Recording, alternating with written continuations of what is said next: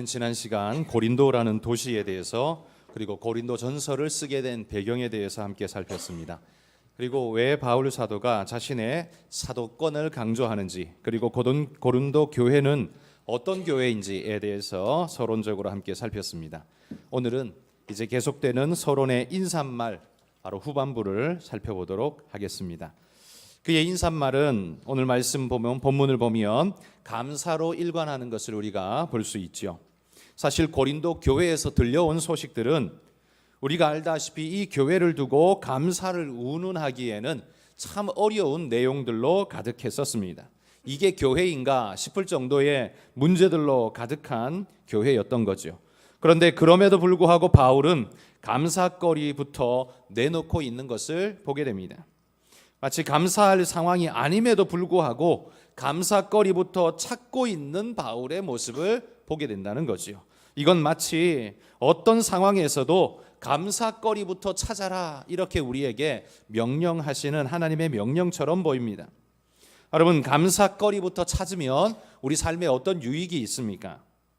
분노와 불평의 마음은 조금 사그라드는 것을 아마 느낄 수 있을 겁니다.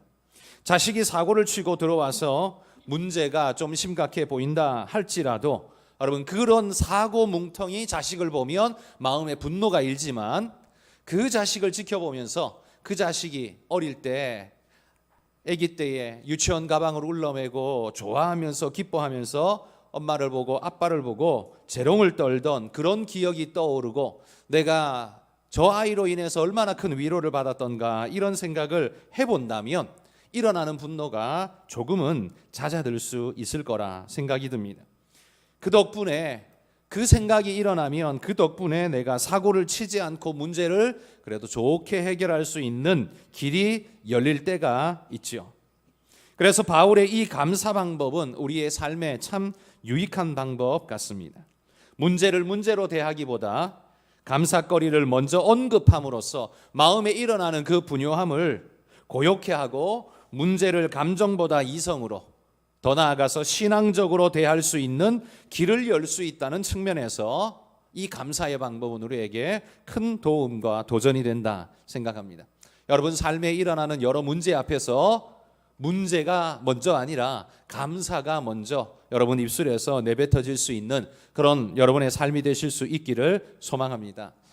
그러면 바울은 고린도 교회를 향해서 지금 감사를 이야기하고 있는데요, 어떤 감사의 제목을 가지고 있을까? 오늘 본문에 보면 세 가지의 제목을 소개하고 있습니다. 첫 번째는 4절 말씀에 한번 보십시오. 거기 보면 그리스도 예수 안에서 너희에게 주신 하나님의 은혜로 말미암아 감사한다, 이렇게 말하고 있습니다. 바울의 첫 번째 감사는 고린도 교회 너희 때문에 감사하는 게 아니라요, 그런 교회를 대하시는 하나님의 은혜 때문에 내가 감사한다, 이런 말씀을 하고 있습니다.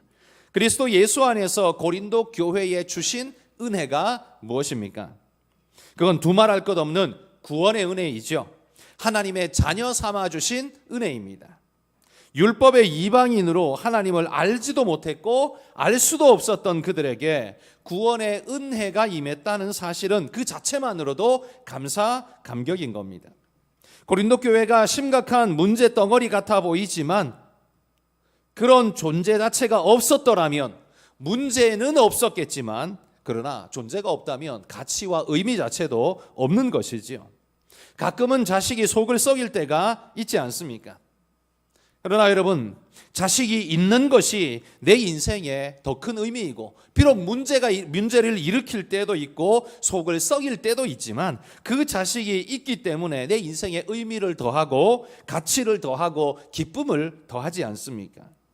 무자식이 상팔자라는 말도 있지만 그건 문제적 측면에서 봤을 때 그런 것이죠. 그러나 여러분, 자식이 가져다 주는 기쁨이 얼마나 큰가를 아는 사람은 굳이 무자식이 상팔자라는 그런 넋두리를 할 필요가 없다고 생각합니다. 자식이 없으면 근심도 없겠지요. 그러나 반대로 자식이 없으면 그 자식을 통해 얻을 수 있는 기쁨과 감격과 의미와 가치도 함께 사라질 뿐입니다. 그 자식의 가치는 물질과 근심거리가 생기는 것쯤은 충분히 감내하고도 남을 만큼의 가치가 우리 자녀들에게 있다는 말이죠. 고린도 교회에 문제가 생겼다고 해서 교회는 골치 아파, 그러면서 교회 소멸론을 주장한다면 여러분, 그게 옳은 행동이겠습니까? 바울은 골치 아픈 아들 같은 이 고린도 교회를 바라보면서 문제를 먼저 대하기보다 그들을 향한 하나님의 마음과 은혜를 먼저 생각하고 있는 바로 이 모습, 우리가 주목해야 할 것입니다. 이 얼마나 문제를 대하는 지혜로운 방법인가 모릅니다. 우리는 문제를 문제로 직접 대하기 때문에 생각에 여유가 없고 분노에 휩쓸려 버릴 때가 많습니다. 그런데 여러분, 놀랍게도 우리 경험 속에서 얻은 유익한 방법이 있는데, 그 분노가 일어날 때 즉각 반응하지 말고요, 하룻밤 생각을 한번 더 고민해 보십시오. 이리저리 생각해보고 한 번 더 꾹 참고 그 시간을 한번 보내보십시오. 당장 입에서 쏟아지는 말을 내뱉지 말고 꾹 참고 하루만 보내보십시오.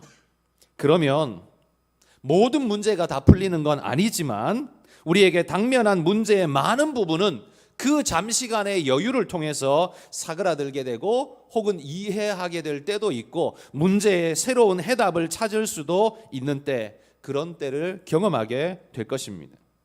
바울의 생각은 이런 것 같습니다. 저 고린도 성도들이 주님을 몰랐으면 아예 저렇게 살았을 것 아닌가?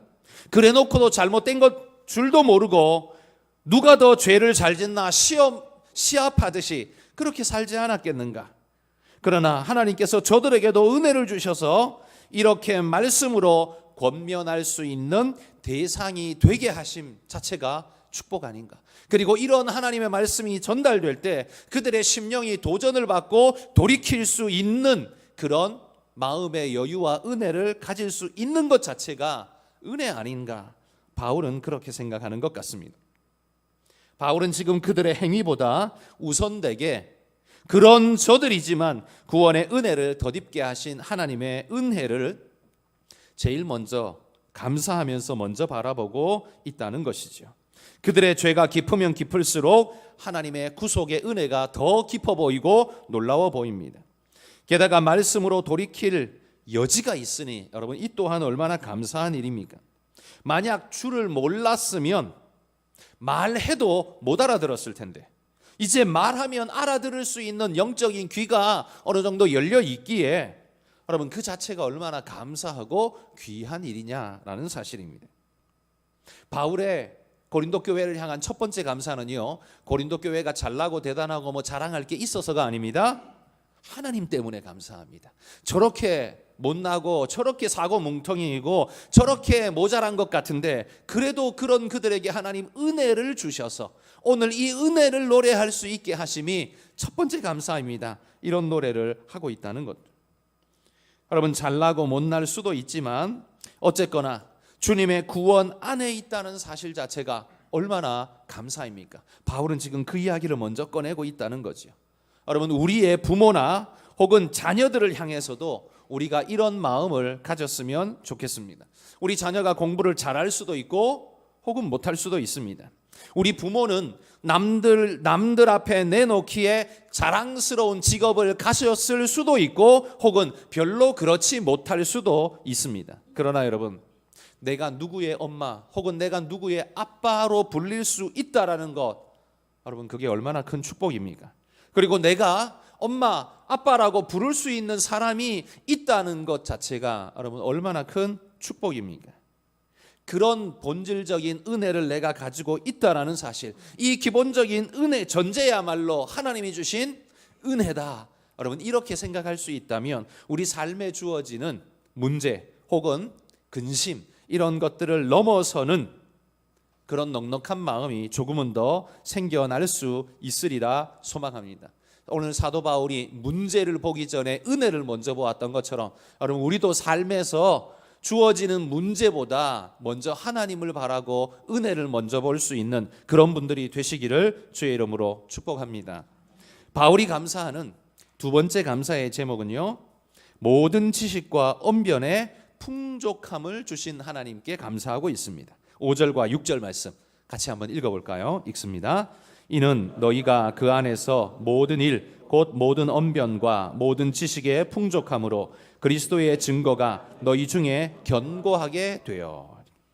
고린도 성도들의 모든 언변과 지식이 그들에게 그리스도의 증거가 견고케 될 수 있도록 만들어준 중요한 요인이 되었다. 그래서 나는 너무 감사한다. 이렇게 지금 말하고 있죠. 이는 그들의 지식이 복음의 말씀을 더 빨리 이해하고 받아들이도록 좋은 재료가 되었다. 바로 그걸 감사하고 있는 겁니다. 철학과 수사학이 발달했던 그리스의 특징 때문에 고린도 성도들은 말만 잘할 뿐만 아니라요, 이해도 잘할 수 있었던 것 같습니다. 바울이 전했던 말씀을 빠르게 이해하고 성령의 은혜를 덧입어서 흡수하는데 좀 더 빨랐다. 나는 이것이 얼마나 큰 은혜인지 모르겠다. 지금 바울이 이렇게 고백하고 있다는 거죠. 뿐만 아니라 수사학의 발달로 인해서 뛰어난 언변을 가지고 있으니 이 또한 복음 전파에 얼마나 중요한 무기인지 모릅니다. 바울은 이 사실을 너무너무 감사하는 거죠. 고린도 성도들을 보며 너희들이 얼마나 좋은 무기를 가지고 있는지 한번 생각해봐라. 이건 누가 갖고 싶다고 해서 가져지는 것도 아니고 하나님이 너희들에게 주신 얼마나 큰 은혜인지 모른다. 그렇게 지금 말하고 있는 거죠. 이 은사는 엉뚱한 궤변을 늘어놓으라고 너희에게 주신 은사가 아니라 하나님의 진리 말씀을 조리 있게 설명하고 전파하는 일에 힘쓰라고 주신 하나님의 은혜다. 이렇게 말하는 겁니다. 고린도 성도들은 주를 알기 전까지만 해도요, 이 모든 재능이 자신의 자랑과 영광을 위한 필요의 도구라고 생각을 했습니다. 그리고 그렇게 사용했습니다. 그러나 주를 알고 나니, 복음을 깨닫고 나니 이 재능이 생명을 구원하는 데 얼마나 유익하고 좋은 은사인지를 깨닫게 된 것이죠. 예를 들어 아볼로를 생각해 보십시오. 이 아볼로는요, 학문적 소양이 굉장히 훌륭한 사람이었습니다. 그런데 세례 요한의 세례까지만 알지 예수 그리스도를 몰랐습니다. 그런데 세례 요한의 이야기를 하는 것 보니까 브리스길라와 아굴라가 너무 아깝게 생각됐습니다. 저렇게 달변가가, 저렇게 조리 있게 말을 잘하는 자가 예수님을 모르고 세례 요한까지만 이야기를 하네. 너무 아까운 거죠. 저가 세례 요한이 아니라 넘어서 예수 그리스도까지 알았다면, 저 달변으로 많은 사람에게 복음을 전할 수 있다면 얼마나 대단한 효과를 나타낼 것인가. 그래서 브리스길라와 아굴라는요, 아볼로를 자기 집에 초대해서 예수님에 대한 이야기를 해줍니다. 아마 이렇게 시작했겠죠. 당신이 이야기한 세례 요한에 대한 말씀 너무나 감명 깊게 들었습니다. 그런데 그 세례 요한이 이야기한 내 뒤에 오실 이, 그분이 누군지 혹시 아십니까? 아마 그러면서 이야기를 풀어나갔을 겁니다. 아볼로도 궁금했겠죠. 마치 이야기가 중간에 끝난 것처럼 내 뒤에 오실 이, 그건 내가 모릅니다. 누굽니까? 그러면서 아마 이야기를 쭉 풀어가며 그분이 바로 예수 그리스도십니다. 그러면서 아마 이야기를 전했을 것이고, 아볼로는 그 말을 듣고 예수님을 믿기 시작했습니다. 그는 놀라운 이해력으로 말씀을 잘 받아들였습니다. 그리고는 고린도 교회의 2대 목사가 되어서 고린도 성도들을 가르치며 복음 전하는 하나님의 훌륭한 스피커가 되었습니다. 그것도 출력이 높은 고음질의 스피커가 된 것이지요. 여러분, 사실 잘나고 대단한 자질이요, 오히려 복음을 가로막는 재료가 될 수도 있습니다. 왜? 지식이 충만한 사람은 복음의 말씀을 하찮게 여기고 그냥 던져버릴 때가 많죠. 뭐 창조론 또 이야기하려고 그러면서 아예 마음을 닫아 걸고 들으려고 하지 않을 수 있죠. 나는 말빨로는 너희한테 안 줘. 지식으로는 내가 충분히 이길 수 있어. 뭐 그런 마음을 가지고서 아예 마음을 닫아 걸 수 있습니다. 그런데 반대로 이것이 잘만 쓰이면요, 그가 가지고 있는 지식과 소양과 실력이 얼마나 훌륭한 복음 전파의 도구가 될 수 있는지 모릅니다. 저 같은 사람이 그냥 복음을 전하는 것보다 훌륭한 명의라고 소문난 의사 선생님이 내가 인간의 몸을 치료하고 연구하고 해보니까 이건 절대로 저절로 되어졌다 말하는 건 불경스러운 일이다. 이건 하나님의 창조주의 오묘한 섭리 아니고서는 절대로 그럴 수 없다. 왜? 왜냐하면 인간의 몸은 이렇고 저렇고 저래서 이건 도무지 이해 불가의 어마어마한 정교함이다. 여러분 이렇게 이야기한다면 듣는 사람들이 그 사람의 높은 학식과 실력과 기술과 그다음에 현재적인 경험들이 어우러진 말들을 얼마나 수긍하기 쉽고 잘 받아들이겠습니까? 그러니 그가 가지고 있는 자질이요 복음 전파에 얼마나 유용한 도구가 되는지 모릅니다. 바울이 볼 때 고린도 성도들이 가지고 있는 이 뛰어난 언변 기술은 바울이 볼 때에도 부러웠습니다. 왜냐하면 고린도후서 11장 6절에 보시면 바울에게 부족함이 있었거든요. 뭐냐 하면 내가 비록 말에는 부족하나 지식에는 그렇지 않으니. 바울은요 지식은 충만했습니다. 그런데 말하는 건 좀 유능하지 못한 것 같습니다. 왜? 교수님들 중에도 교수라고 해서 강의를 다 잘하지 않거든요. 머릿속에 들어있는 지식은 충만한데 그걸 말로 뽑아내는 게 굉장히 어눌한 교수님들이 있습니다. 그래서 도대체 무슨 말을 하는 거야? 이런 생각이 들 만큼 저 어떻게 교수가 됐지? 이런 생각이 들 만한 분들도 때로는 있고요. 이거 말을 무슨 말인지 잘 못 알아듣겠어. 이런 생각이 드는 분들도 있습니다. 그러나 머릿속에 들어있는 지식은요 충만하거든요. 근데 그걸 풀어내는 건 또 다른 이야기거든요. 바울이 말합니다. 지식에는 내가 충만하지만 말은 내가 좀 부족하다. 자기 스스로를 그렇게 고백합니다. 자기가 볼 때에도요 이 수사하기 뛰어났던 고린도 성도들과 비교해 봤을 때도 자신이 좀 모자라구나라는 생각이 들 정도였는지 모르겠습니다. 그래서 그런 그들의 은사가 많이 부러웠는지 모릅니다. 내게 있는 이 복음의 은혜를 너희들이 가지고 있는 그 놀라운 언변과 지식과 실력을 가미할 수만 있고 내가 그렇게만 설교를 잘할 수 있다면 얼마나 많은 사람들이 예수 그리스도를 정말 잘 믿을 수 있겠는가, 이런 마음이 그의 마음에 든다는 거죠. 너희는 이런 부러운 은사를 선물로 받았으니 얼마나 좋으냐, 지금 바울이 그 말을 하고 있는 겁니다. 바울이 볼 때 이 은사는요 하나님께 감사해야 할 정말 좋은 재능이라는 거죠. 그래서 그 재능을 지금 축하하면서 하나님께 감사하고 있는 겁니다. 바울의 세 번째 감사 제목은요 충만한 은사를 하나님이 주신 것과 더불어 그들이 주의 재림을 기다리는 그 재림 신앙을 가지고 있는 것을 바울이 칭찬하며 축복하고 있습니다. 7절 말씀 한번 같이 읽어봅시다.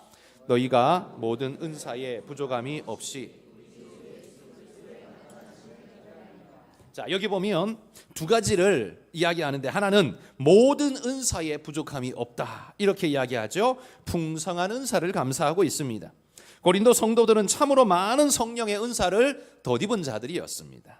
어떤 은사를 받았느냐 하면 고린도전서 12장 8절에서 11절 말씀, 좀 깁니다만 같이 읽어봅시다. 어떤 사람에게는 성령으로 말미암아 지혜의 말씀을, 어떤 사람에게는 같은 성령을 따라 지식의 말씀을, 다른 사람에게는 같은 성령으로 믿음을, 어떤 사람에게는 한 성령으로 병 고치는 은사를, 어떤 사람에게는 능력 행함을, 어떤 사람에게는 예언함을, 어떤 사람에게는 영들 분별함을, 다른 사람에게는 각종 방언 말함을, 어떤 사람에게는 방언들 통역함을 주시나니 이 모든 일은 같은 한 성령이 행하사 그의 뜻대로 각 사람에게 나누어 주시는 것이니라.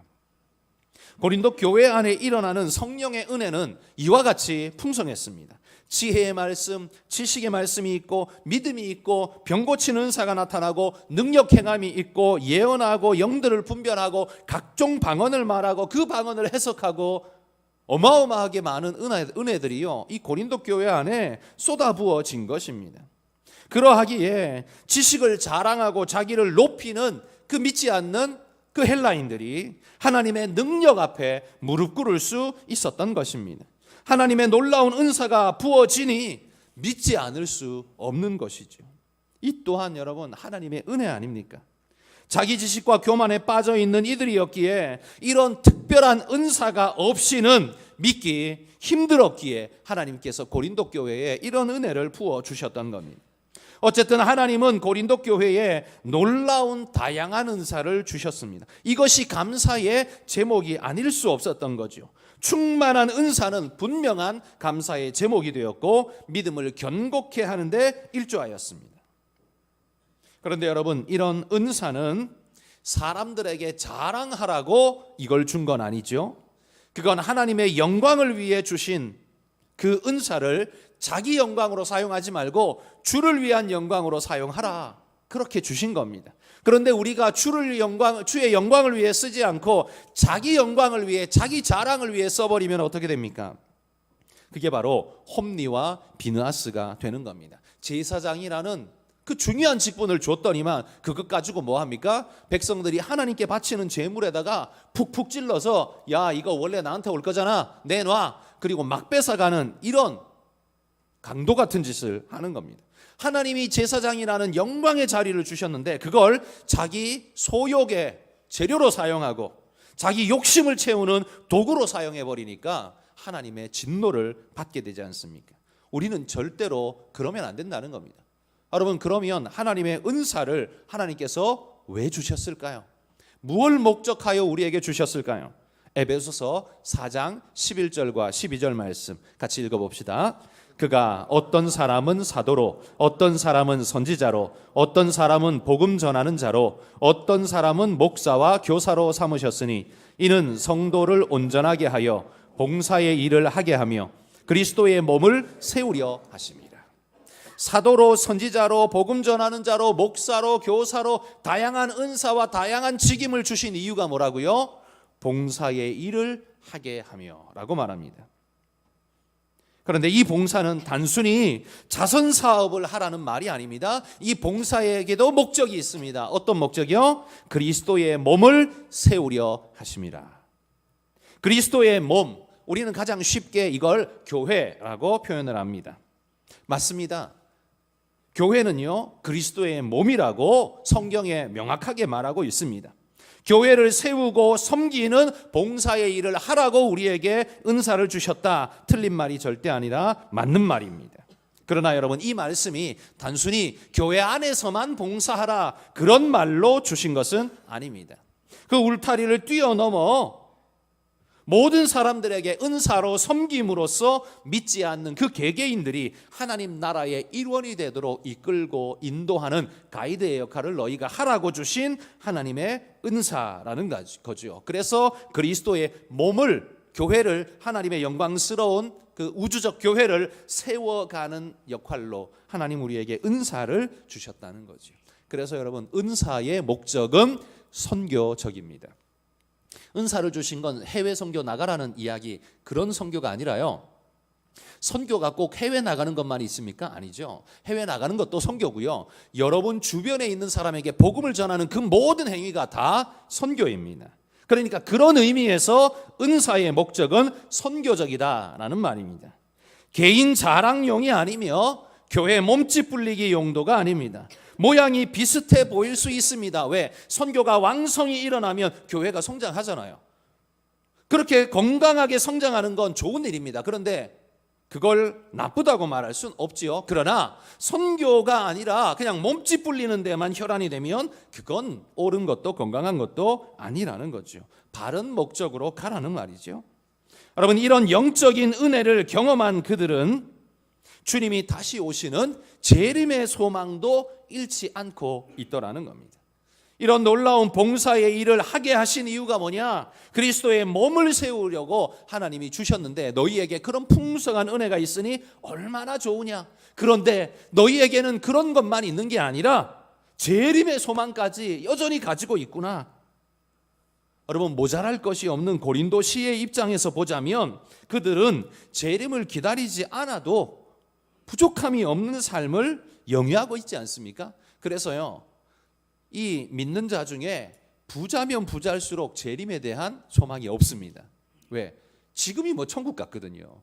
돈만 있으면 요즘 세상 사는 게 너무 좋으니까 재림을 굳이 기다릴 필요가 없거든요. 그런데 고린도 교회는, 고린도 시는 지난주에 말씀드린 것처럼 이 허브 도시였기 때문에, 동서물류의 허브 도시였기 때문에 그 오가는 물동량으로 인해서 어마어마한 경제적인 부를 누리고 있는 존재들이었습니다. 그러니 가만히 앉아서도 밥 굶을 일이 없는 거죠. 그러니 여러분, 그 천국 같은 삶을 누리는데 재림의 소망을 그가 가지고 있을까?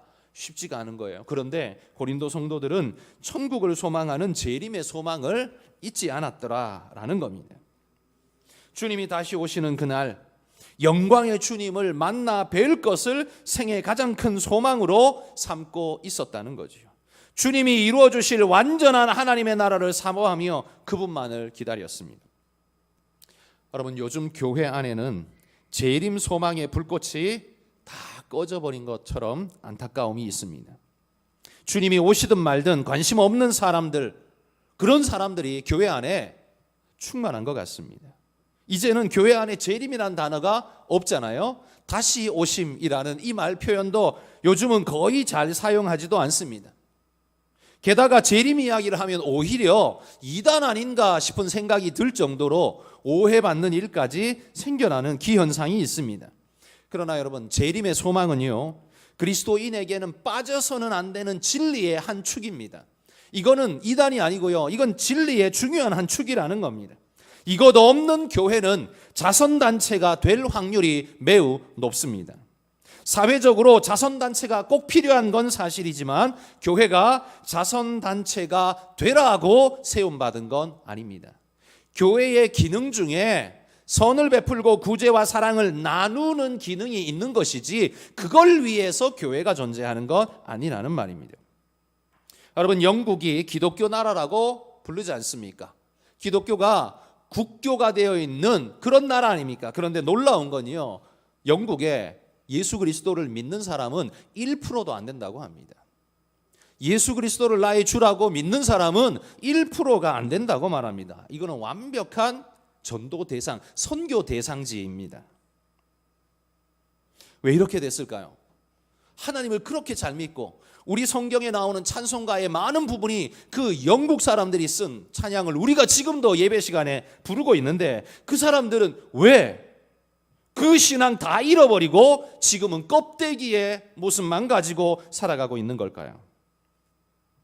그건 여러분, 성령의 은사와 은혜를 잃어버리고 교회가 자선단체와 같은 모습으로 몰려갔기 때문에 결과적으로 생명이 끊어져 버린 겁니다. 자선사업은 참 좋은 것입니다. 우리가 해야 할 일이죠. 부정적이고 나쁘다는 말을 하는 게 아닙니다. 그러나 여러분, 그 좋은 것이 교회의 본질을 대신할 수는 없다는 말입니다. 교회도 좋고 자선사업도 좋지만 자선사업이 교회의 본질적 사역을 대신할 수는 없다라는 말이에요. 무엇보다 그들이 몰락한 이유는 성령의 역사를 잃어버렸기 때문입니다. 우리가 할 수 있는 일을 하는 것도 매우 중요하지만 무엇보다 그 역사의 기초는 성령의 역사라는 걸 잃어버리면 교회는 끝나는 것입니다. 그런데 한국 교회가 지금 바로 이 길을 걸어가고 있습니다.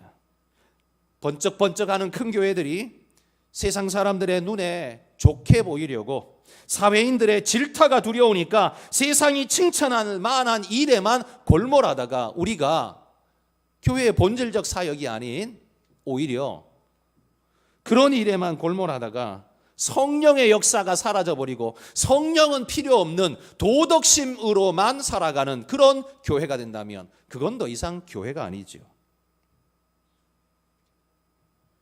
그거야말로 파국입니다. 성령의 역사를 잃어버리면 한국 교회도 끝날 것입니다.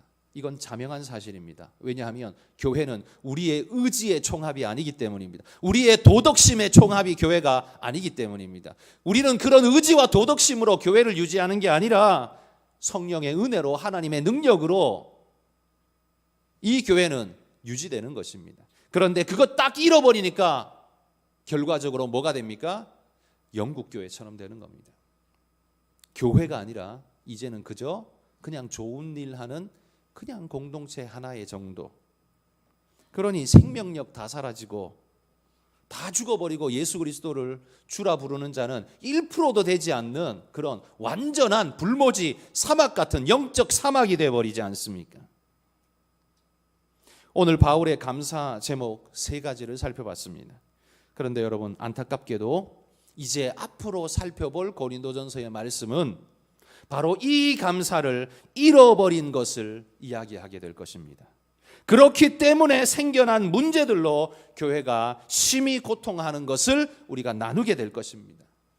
여러분, 이 고린도 교회를 반면 교사 삼아 우리도 그런 미련한 길, 어리석은 길, 걷지 말고 정말 생명의 길, 하나님이 말씀하시는 교회가 가야 할 바로 그 길을 잃지 않고 지켜가는 그런 우리 모두가 될 수 있기를 주의 이름으로 축복합니다.